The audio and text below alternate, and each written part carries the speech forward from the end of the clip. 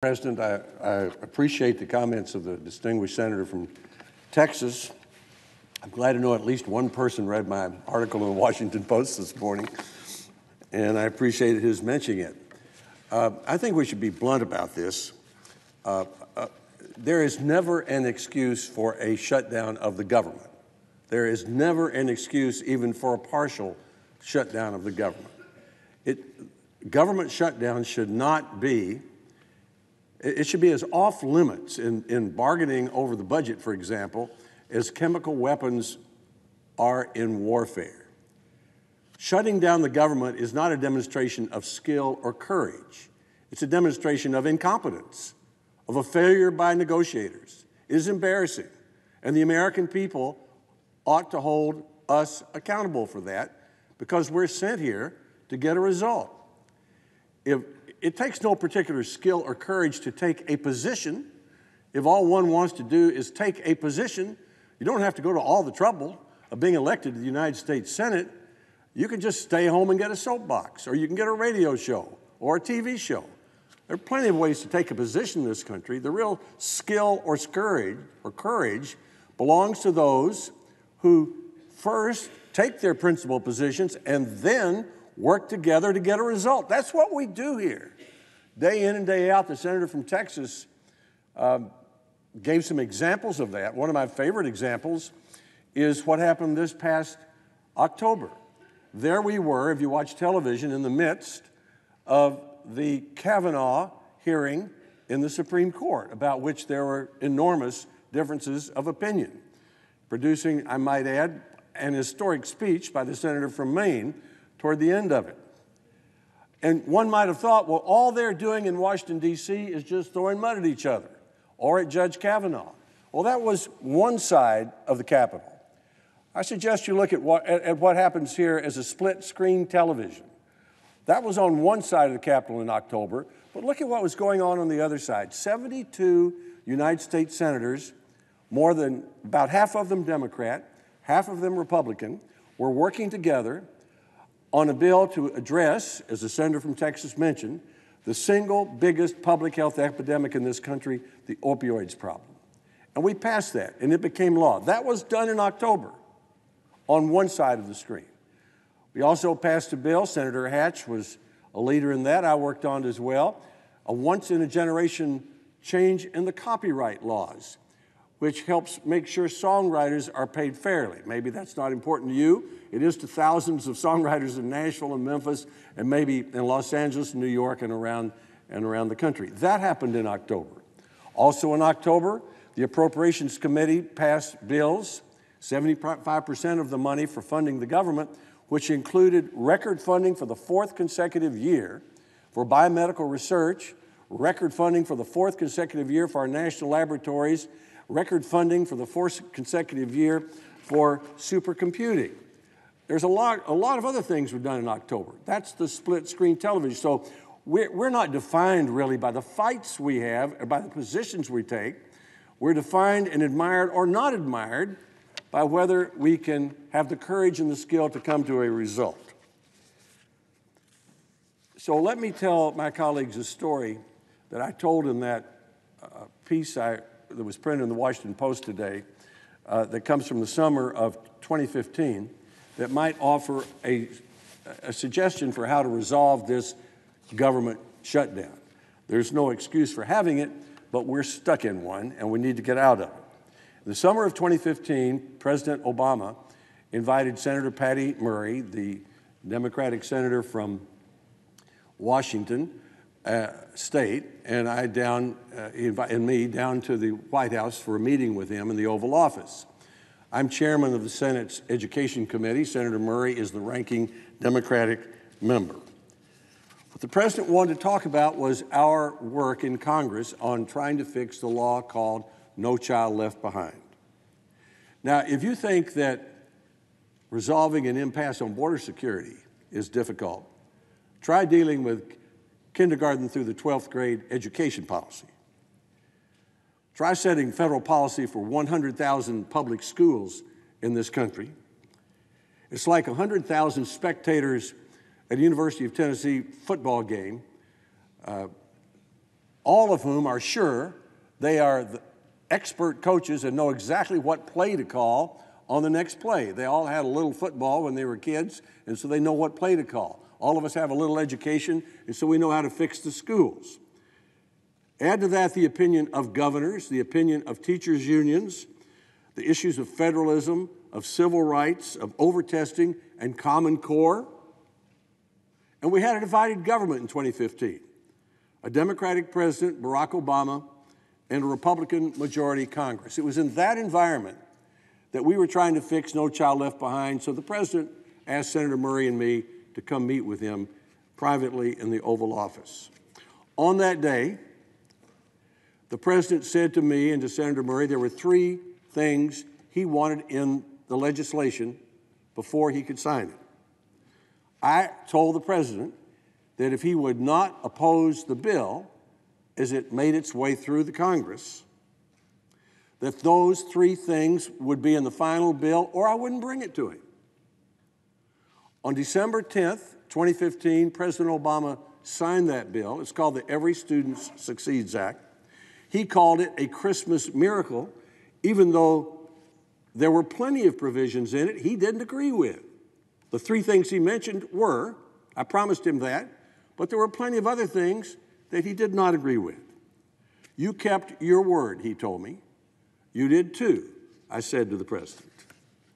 Now that's how you get a result when you have divided government and strongly held opinions. Why, as a Republican, did I agree to a Democratic president's requests with which I did not concur? Because I have read the United States Constitution. That's why. And I understand if the president does not sign a law, it does not become a law. On the other hand, I knew that the entire law was historic in what it was doing. The Wall Street Journal said that it was the greatest evolution of power from Washington, D.C. to the states in a quarter of a century. It repealed the Common Core mandate, dismantled the National School Board, and restored local control of schools. We worked on it for a long time. We listened to each other. We made a lot of changes. We came up with a result that 85 members of the United States Senate eventually were able to vote for, and that both the National Governors Association and both of the major teachers' unions could support. And the result will be for the teachers and those 100,000 public schools and the school superintendents and the parents, federal education policy on kindergarten through the 12th grade will be stable for years to come. Nobody even suggested in all of that shutting down the government to get his and her way. We all knew we were elected to get a result if we could. Now, what is the lesson? Well, let me tell you another short story. The next year, we were working on something called 21st Century Cure. Same president, Obama, same Congress, Republican, complicated issues, very complicated. How do you get biomedical research funded and through the Food and Drug Administration in a way that people approve of and would agree to, much more complicated than you would expect. I worked with President Obama, who wanted precision medicine. That was in there. Vice President Biden wanted a cancer moonshot. His son had died from cancer that previous year. That was in there. Senator McConnell, the majority leader, said he wanted something on regenerative medicine. That was in there. Speaker Ryan said he wouldn't approve it unless it had funding in a particular way, so he did it that way. And still we were having a hard time with it. I remember calling Vice President Biden at one point, late in the year of 2016, and saying, Joe, I've got this all tied up with a ribbon around it. It's got all of what I just described in there: precision medicine, cancer moonshot, funding for biomedical research, regenerative medicine. I feel like the butler standing outside the door of the Oval Office with an order on a silver platter and no one will open the door. And the vice president said, if you want to feel like a butler, try being the vice president. Well, he went to work, and that bill was signed in December of 2016, and Senator McConnell said it was the most important legislation of the Congress. Now, that wasn't because I took a position and President Obama took a position and Vice President took a position. It's because we worked together, understanding that we had to agree to get a result. So what is the lesson for today? First, Democrats should recognize now, as I did with President Obama in 2015 on fixing No Child Left Behind, and 2016 on Common Core and on other issues, that when an elected president, one elected by the people of the United States, whatever you may think of him, when an elected president has a legitimate objective, you should bend over backwards to try to meet that objective if you want a result. Now, as for the president, and in this case, President Trump, I would suggest he should be as specific and reliable as President Obama was in 2015, when he told me he needed 3 things in order to sign a bill. And when Congress passed a bill with those 3 things in it, even though it included some other things the president didn't like, he signed the law. Since President Trump has made it clear that he won't sign any legislation to reopen the federal government without some increase in funding for border security, here are 3 options for where we could go from here to get out of this hole that we've dug for ourselves. Number 1, go small. Give the president the $1.6 billion he asked for in this year's budget request, which the bipartisan Senate Appropriations Committee, upon which the senator from Maine and I serve, approved. Throw in another $1 billion to improve border security at ports of entry, which everyone knows we need. Or, even better, go bigger. Pass the bill that 54 senators, I believe it was the Collins-King bill that we're talking about, we voted on it last February, which combined a solution for children brought to the United States illegally, the Deferred Action for Childhood Arrivals, or DACA. The president said he was for that, and $25 billion in appropriated funding for border security over 10 years. Now, that's not $5 billion or 1.6 or $3 billion. That's $25 billion appropriated dollars for border security, which every one of the Democrats voted for. That was last February. The bill failed only because of last-minute White House opposition. Or, even better, go really big. Begin this new Congress by creating a legal immigration system that secures our borders and defines the status of those already here. In 2013, 68 United States senators, including 54 Democrats, voted for such a bill, but the House refused to take it up. That bill, for which 54 Democrats voted, included $40 billion and many other provisions to secure our borders.